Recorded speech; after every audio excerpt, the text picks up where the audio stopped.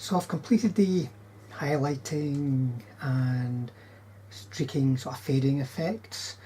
I managed to get some on the legs as well as a little bit on the gun shield as well. And that's just going to add to the sort of overall patina. So now I'm going to move on to the chipping, and the first thing I'm going to do is basically just attack it around the edges with an old beat up brush, the same brush I was doing the fading with. Not trying to do anything inside of any of these features that I'll be doing with a finer brush. I just want to establish the worn edges that I can fill in from at the next stage.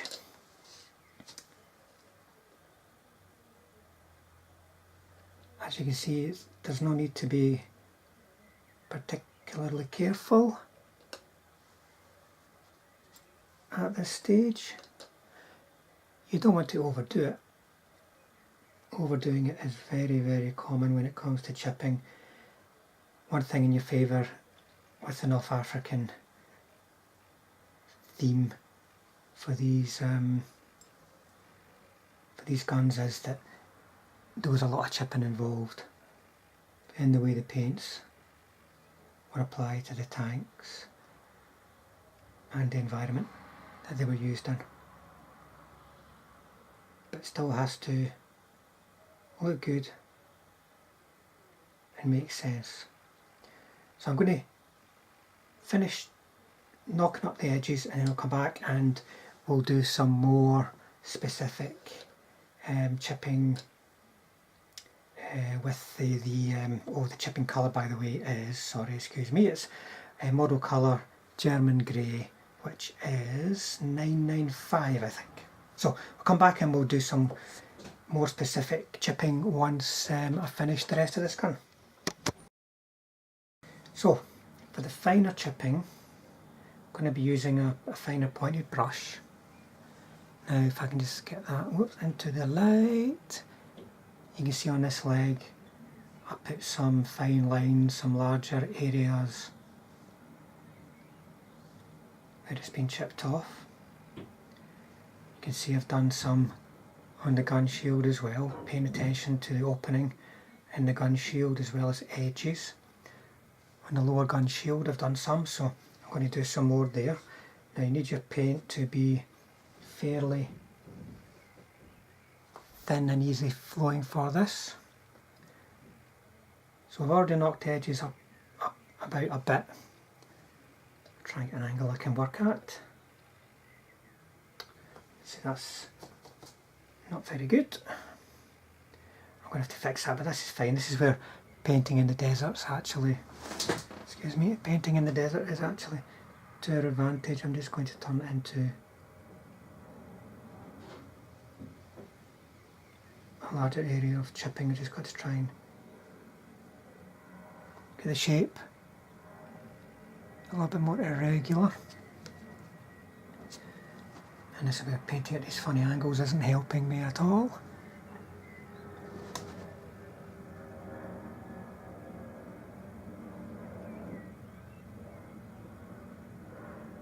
And I'm just putting in these little scratches. Let's say this corner. And see more wear and tear.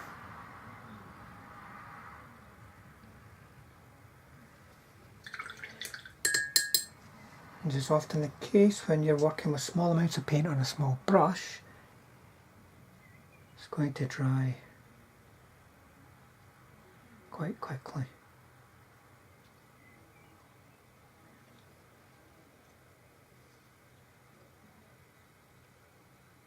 Let's try and just have this whole corner area damaged.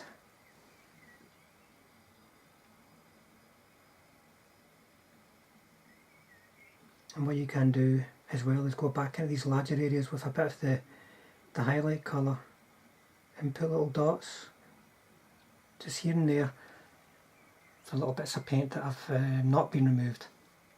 Now I'm just going to keep doing that, mainly across the barrel and the other leg on this, and then we're going to do a little bit of highlighting around the chipping.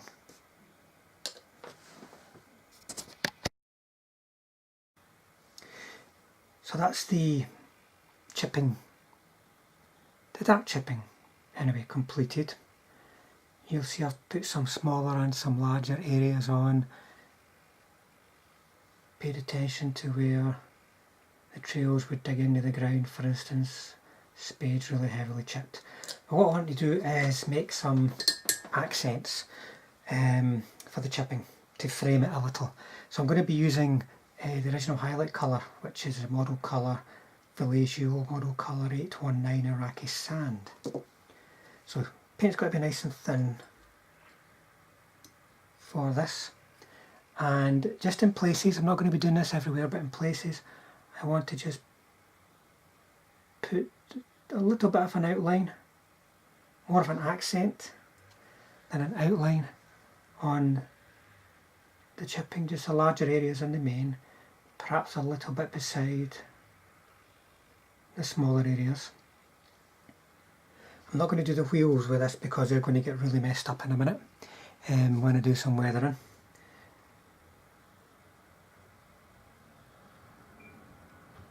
Got to try and keep this ragged so you can see my brush is kind of stabbing at things. Oops, a bit of shadow there, I'll just try and keep that off. Now this larger area would benefit from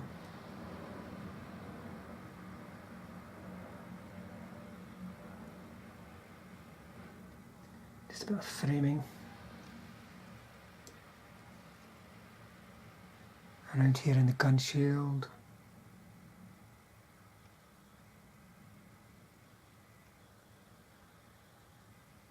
This is definitely more at this stage.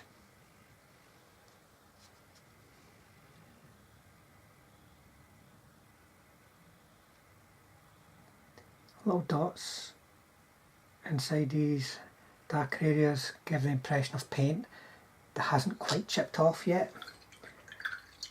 I'm trying the brush because it's a very small brush and thin paint will dry very quick, especially under these lights when I am doing the recordings. So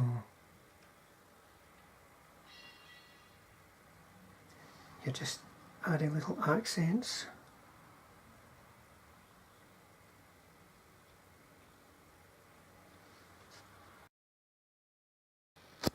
Oh, apologies for that little break in the recording there. Just had to do something with the camera.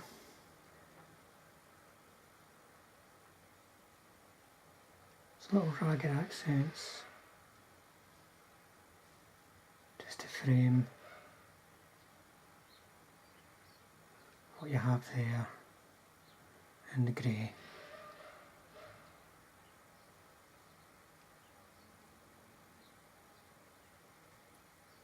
So the idea is being that the paint, the slight chipping around the deeper chipping is lighter in colour because it hasn't been weathered. That's your modelling theory for you. For me, it simply helps frame, the darker chipping, and helps the eye make sense of what they're seeing.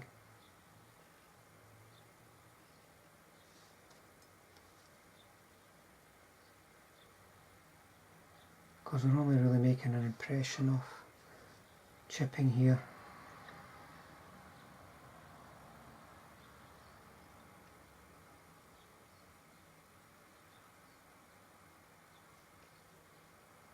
There you go, you don't want to work too hard at this section. Don't want to go into too much. might be worthwhile just having a little comparison. Here's one that I haven't done any chipping on yet. Get them into the light. Hopefully you can see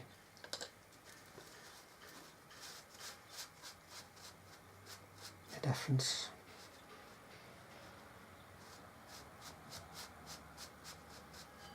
Really brings it to life when that chipping's on there. So next step's going to be working on some of the details such as the tyres and such like.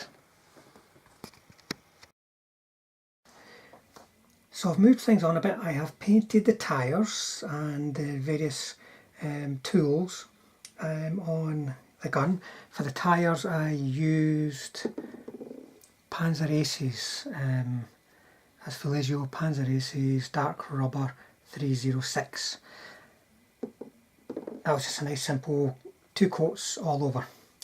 And for the various tools, you can see they've got metal components and wooden handles, and I painted the metal components with Model Colour Dark Grey, that's 994, and a little highlight of Model Colour London Grey, which is 836.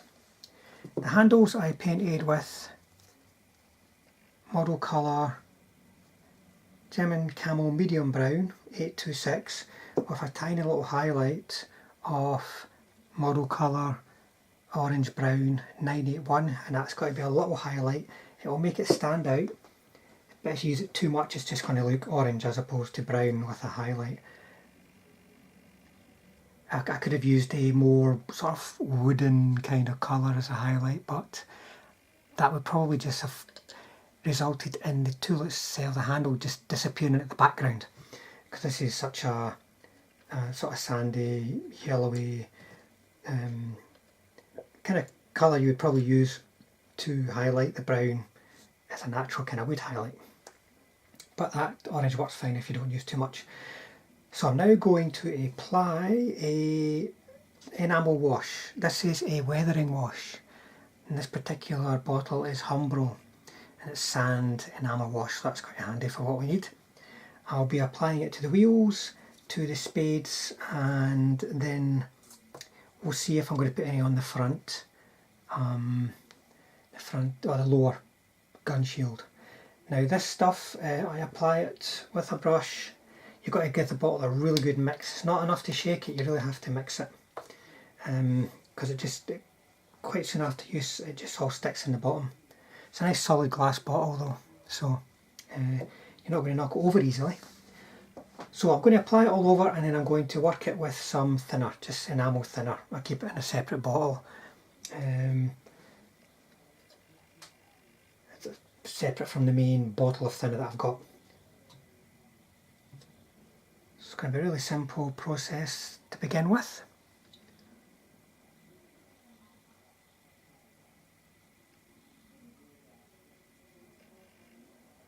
Don't want to obscure too much of the chipping that I've done so far.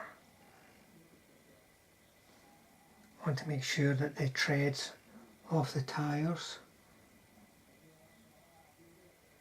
I've got some sand in them.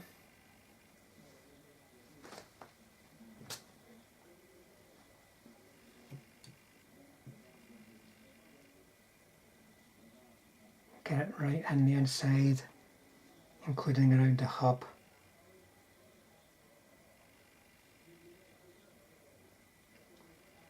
There we go. Same on this side.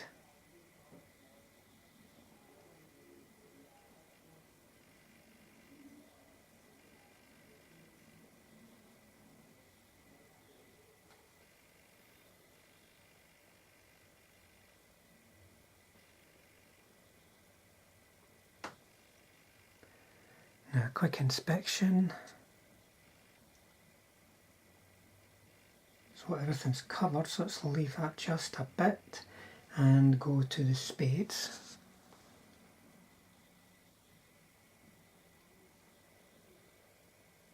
Now there's an area between the back of the trail and the spade, and that should actually be empty space, so I'm going to come back to that at a later point with some kind of shade colour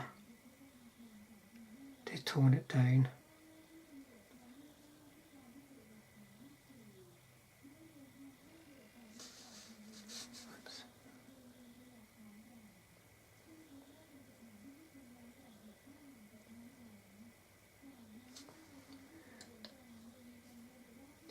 Okay, so cleaning the brush off,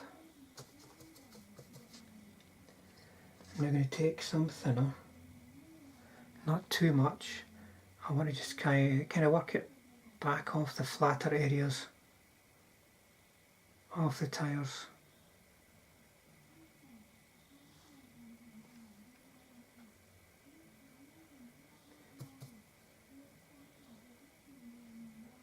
Need to clean my brush as I go.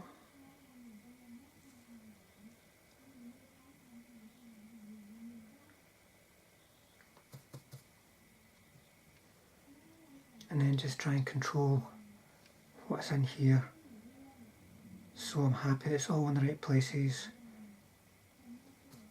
and at the right level of saturation.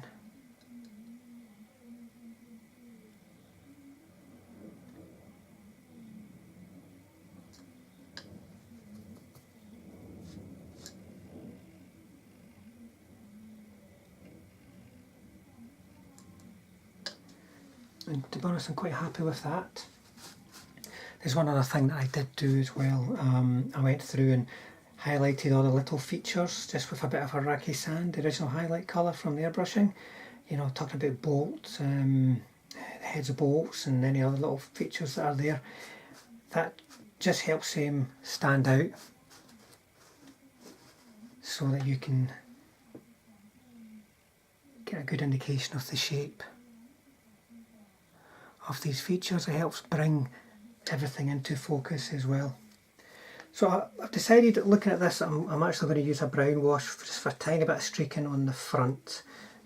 So I shall come back and do that after I have completed the sand wash on all the guns. So to do some streaking, I'm going to be using another weathering wash from Humbrol. Excuse me, okay, you can see that it is the dark brown wash. Now when I was mixing this up, I took some of the really goopy stuff, and that's going to help me make the streaks. So I'm going to take the same thinner that I used on a sand wash, pick up some of this enamel, this brown enamel, and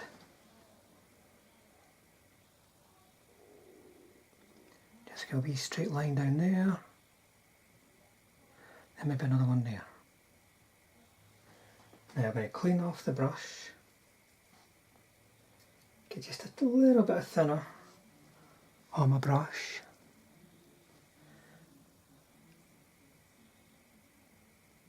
I'm going to draw that down.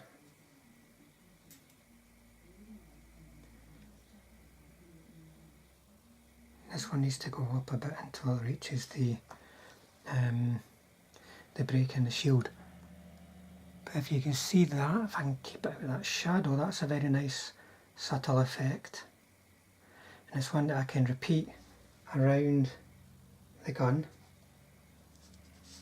Just got to watch where I'm holding it. This that sand wash, the heavy sand wash, it's going to take, you're probably talking a couple of days to fully dry.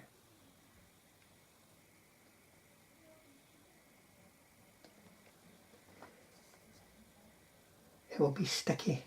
You actually feel it being sticky, and not until that stickiness is gone will I be able to give any kind of matte varnish on it. So I'm going to go around and add a few streaks here and there.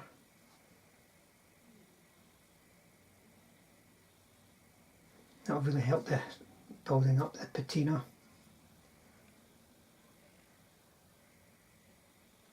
on the surface.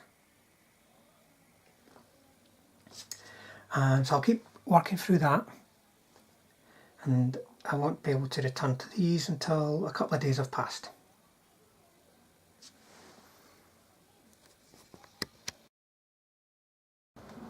So I've finished painting the crew. Now I'm not showing the sort of step-by-step process of painting the crew in this video, as I've done a dedicated video as part of my How to Paint Flames of War Minis series. Now that video will show you how I paint the crew from start to finish. I'll take one as an example and show every single brush stroke. Now there's a link to that video on the end screen of this video, so just follow that to get that in-depth look. Now you can see I've got these guys on their bases. I have done some filling. There's always a need for a bit of filling around the edges of the bases and the inserts. You can leave that and fill it with whatever base material you're going to use. It doesn't always work, and it wouldn't always work with what I'm about to show you as my process. So I've just taken a minute to fill them in with some fairly standard ready mixed sort of DIY plaster filler, or in this case coving adhesive. And I've also put on some areas, some low areas, which are slightly higher than the rest of the base, and that will help just give a bit of a feature to the otherwise flat base, because it is quite flat in quite a large area. Now I'll just move these guys out of the way.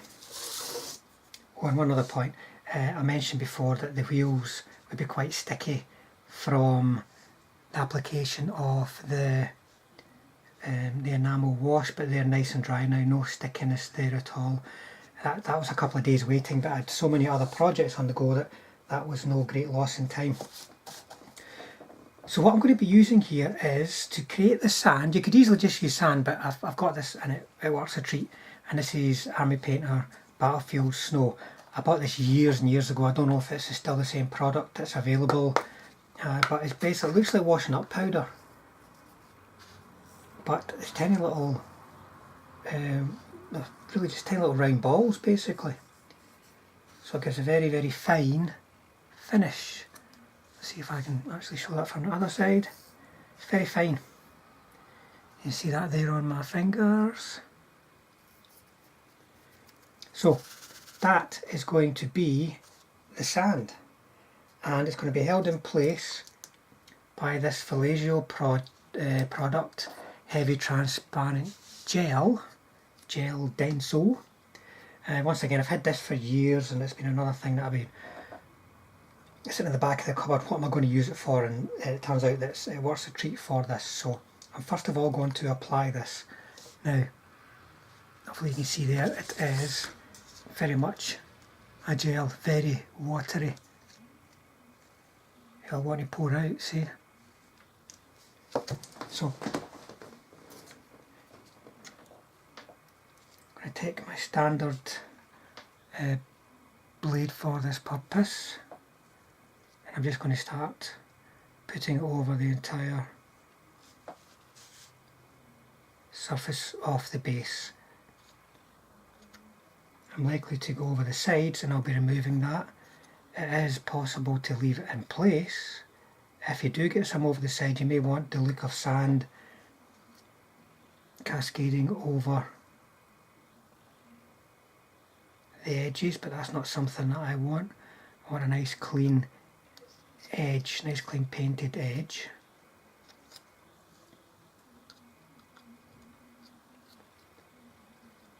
These raised areas, I'm trying to leave a bit more on it and keep the other areas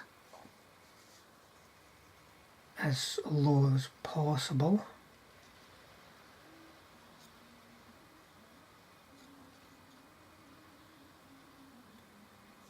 Trying to get up as close to the feet as I can.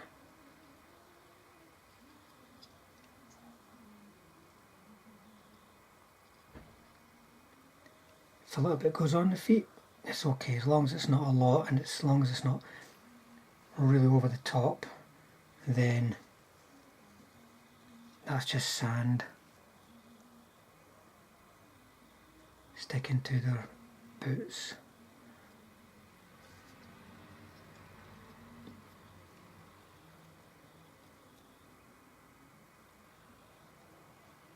And you've got to get as good a coverage as this as you possibly can. It's not a technique that's going to easily let you go back in and add some more later. It'll be a bit of a chore if you were to try that.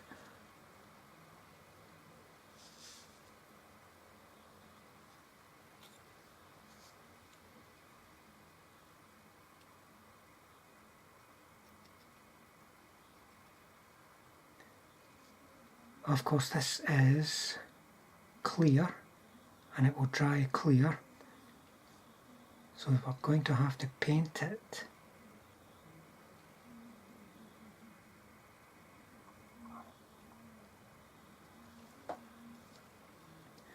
But that's okay because that means we can get the sand colour that we want.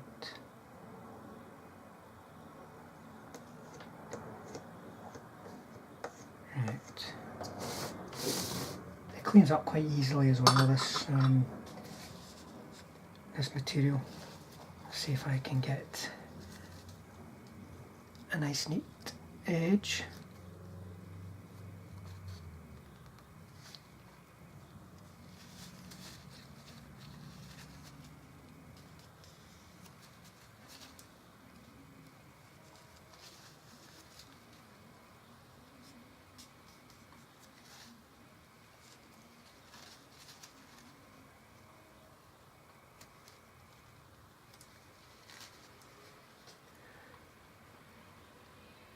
Double check, there's some bits that are a little bit hard that are still there.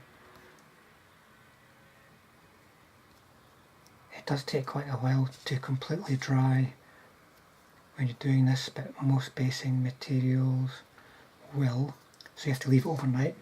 So, having put that on, put it in the tub. Now I've actually run a bit low on this one, but I've got more in another tub, but you just basically shake it around on top. Don't try and dig it in too much because this gel is so soft it will just push off and form shapes. Form shapes into the gel, so just tap it off.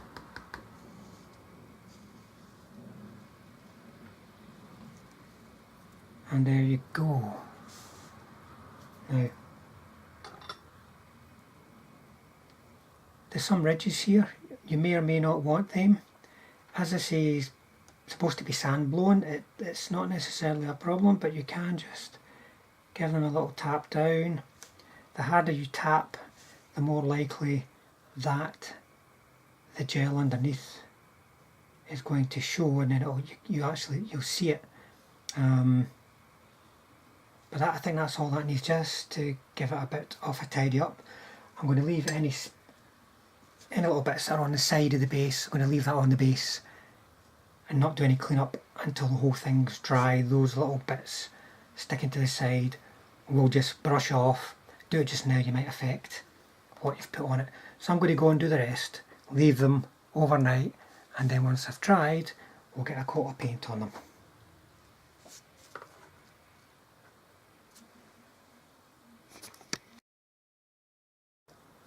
Actually, I forgot to mention, we want to be making some marks on the base to help us when we're gluing the gun down. So I've set the gun in.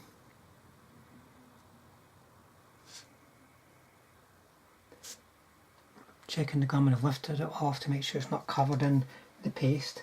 And then, where it's made the marks, I'm just going to accentuate them a little with a wet brush.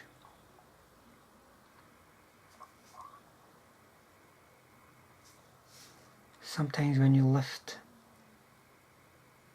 a gun or such like off a base like this, it'll actually raise it up a little and there'll be a ridge as opposed to a recess. So this just makes sure that there is a nice strong recess to accept the wheels and in this case the spades.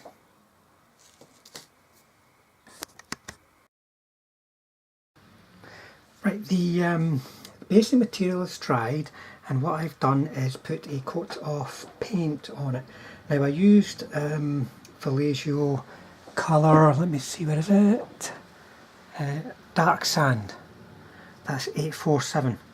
As you can see, it's actually really quite bright, especially over the top of the clear, more or less clear or white base material and powder, so to speak. So it's very, very bright, but that's not the finished look.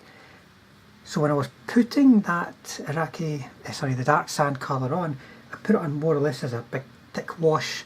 You know, when you apply it, you'll see it spreading out through the very porous surface. So put a couple of coats on, pay attention to any areas that may have stripped the powder off the gel. That can happen. There's a small shiny bit there where that's happened. These areas we can cover up though with, as you can see, rocks and also some grass and such like.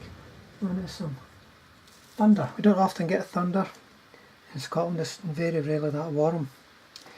Anyway, the next stage to really bring these guys alive is an enamel wash, and I'm using this Humbrol sand wash. Every time I open this I always give it a stir because the paint settles to the bottom really quite quickly. Now if your base colour is a bit irregular, don't worry about it. It doesn't have to be, and it maybe is to your advantage that it is irregular looking, so you get a patchier finish. These stones here, I'm not going to give them any colour, I'm just going to wash them. Excuse me. Now I'll be looking to get some on the boots whilst I'm doing this. It will just help weather the figures down, and then hopefully you can see how this, being a thin paint, is just drawing itself around the surface.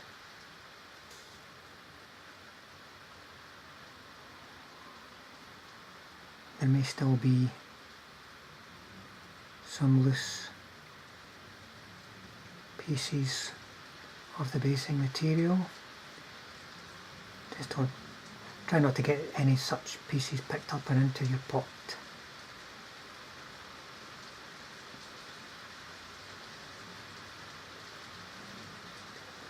We've got some proper rain today, folks. It's nice and fresh though.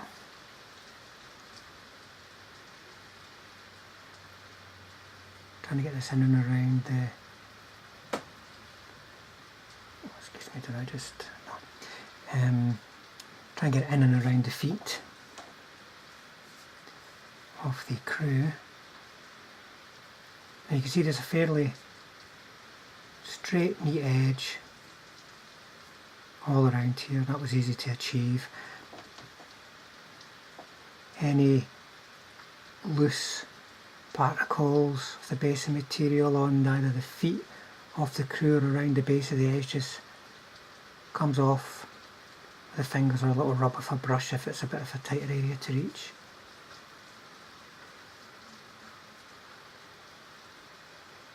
Now this enamel wash being what it is, it will take a couple of days for it to be fully dry, and rather it was before I applied any kind of ground cover. But let's have a look sort of before and after. So this is what I'll start with, this is what I'll end up with, a nice good sandy colour, and it will be a nice matte finish as well. Now with regards to all the little shells and ammo boxes and such likes, I glue them together before I paint them. And what I'm going to do is I've undercoated this and it will get stuck onto the base at a certain point, and then I'll finish painting it there just because it's very, very fiddly to hold. And I like the ammo all being in the one spot because that's more than likely how the crew are going to work. They're not going to scatter stuff everywhere to be tripping over it in the heat of action. So when you see these guys again, they will be more or less finished. There'll be a nice painted edge on the trim, everything will be nice and matted down with some ground cover.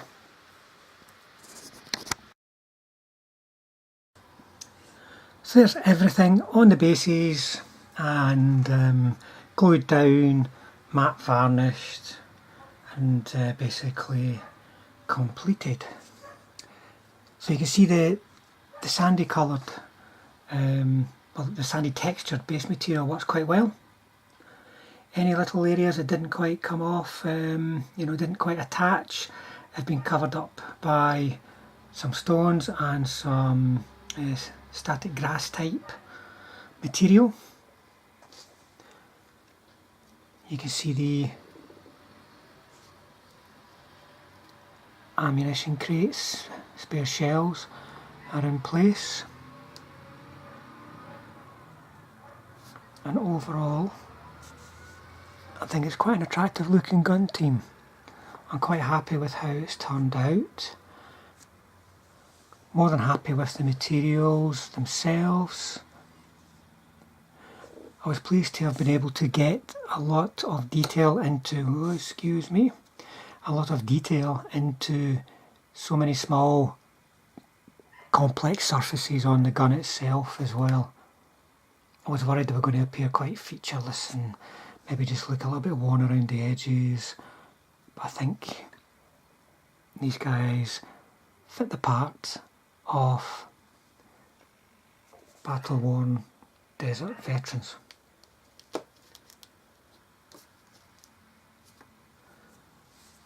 So there you go, that's the finished product, that's what you're working towards, folks. Hopefully this will give you a few ideas of how you're going to get there yourself.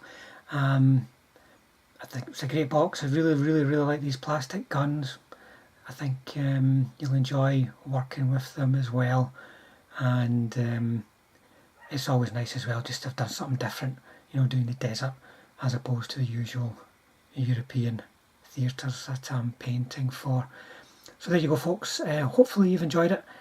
Please like the video, subscribe as well if you want to see more tutorials of this nature. If you've got any questions, please stick them down in the comment section and I'll be sure to get back to you straight away.